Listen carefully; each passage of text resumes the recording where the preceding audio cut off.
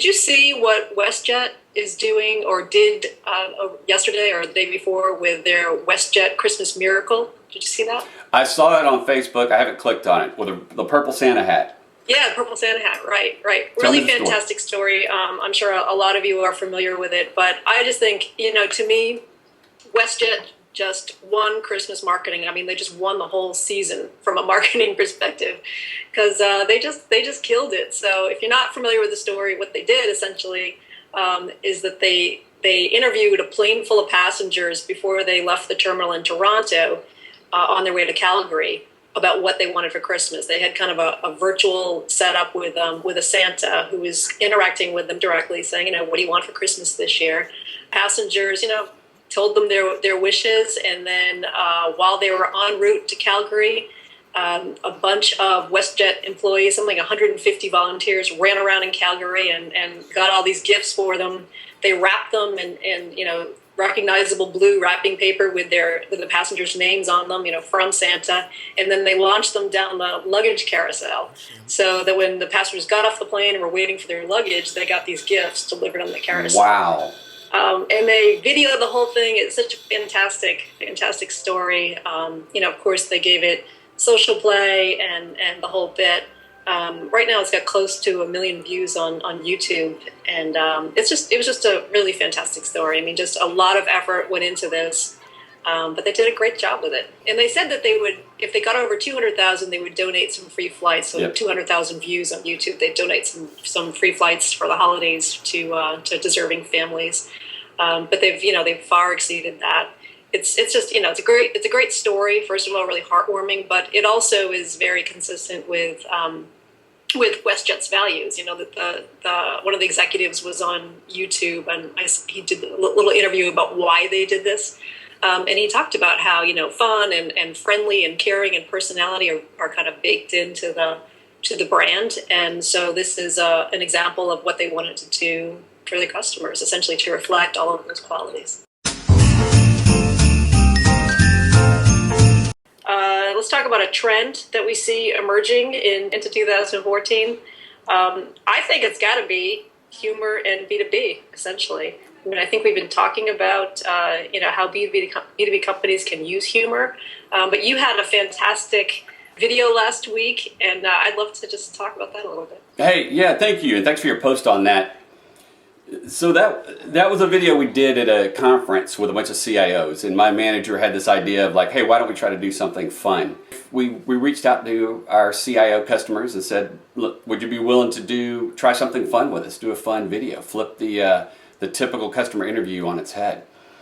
And we got a couple of willing participants. And then what we did, we needed a location. I think the environment is critical. You got to have, the default is always, let's get a quiet room, let's get a conference room. And that's a terrible environment to get people to relax and be themselves and get away from talking points. And we ended up getting the hotel had a restaurant that they could let us shoot in because it was only open for dinner. And so what we did is just came up with this idea where I would play a waiter and just interrupt their dinner and start asking them questions. Yeah, it looked like you were at a shoeless steakhouse or something like that. That's what it was. Yes, it was a shoeless. No, it was called Inno Steak at the Ritz-Carlton in Dana Point in Orange County.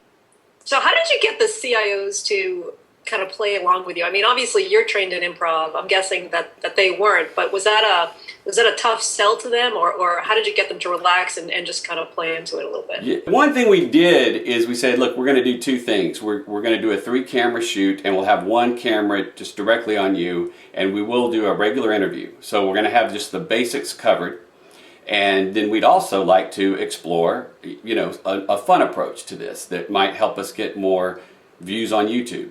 And of course we said, look, we want you to talk about give us an example about how you're using technology, how you're taking a leadership role in technology. How are you changing technology from being a cost center to helping your company grow strategically and reach new markets. So we gave them, you give them a platform. You create an opportunity so it's a good thing for them, and that gives them a little bit of incentive. You do give them a comfort level to say, look, if the humor doesn't work, at least we're going to have just a straight up interview and we'll help you get a little exposure that way. Right. Yeah, how long did it take you to shoot those videos? Is there a lot of footage there? No, because we didn't have any time with it. We asked for a 30-minute block. We could only film during the breaks in the agenda because we weren't allowed to take the CIOs away from the conference. So, but then, as you know, things run late. We had about 15 minutes with each CIO. So we sat down. I immediately we just started asking them questions, kind of warmed up a bit, joked with them a little bit, and then asked them about their business, and then went into the scene. And what was amazing, I was so surprised at how playful everybody was. Yeah. I mean, everybody showed up and they were ready to play. They were like, okay, let's have fun. It was amazing. It was so amazing. Gosh, that was the best surprise for me, is that people were ready to have a good time. Yeah, well, I mean, I think that's great, and what I really liked about that video and why I wrote it up on my blog as well was because, or what I really liked about it was that, yeah, there was a sense of playfulness about it, but it wasn't foolish, right? And so if I were a CIO, it's not like you were mocking them in any way. You were asking them to just talk about a job that they love and just to discuss it in very human terms, like that beer CIO, for example. How does what you do connect to the growth of the business? So it was just fantastic. I thought it was just a great example of using humor that wasn't, foolish, wasn't over the top, wasn't inappropriate, but really just to humanize the CIOs and as a result, Cisco. So, hey, well, thank you.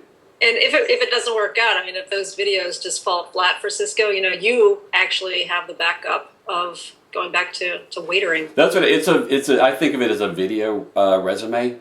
Yeah. Or the Golden Corral. So if anybody's watching, I'd like you to look at the resume. Right. I don't know if waitering is the actual word, but I don't know. I think it is. Well, it is now. Yeah. So look for it in 2014.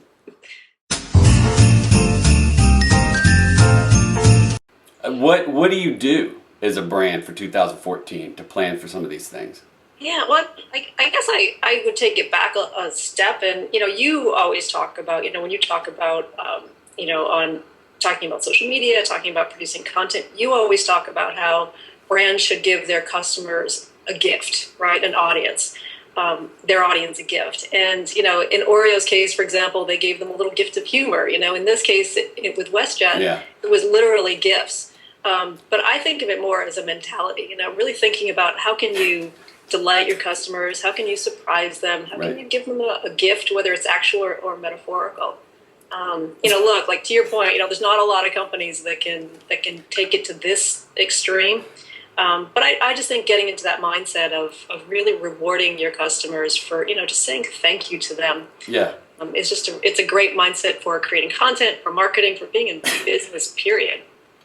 Look, that's the exact way to look at it. That's the way to look at it.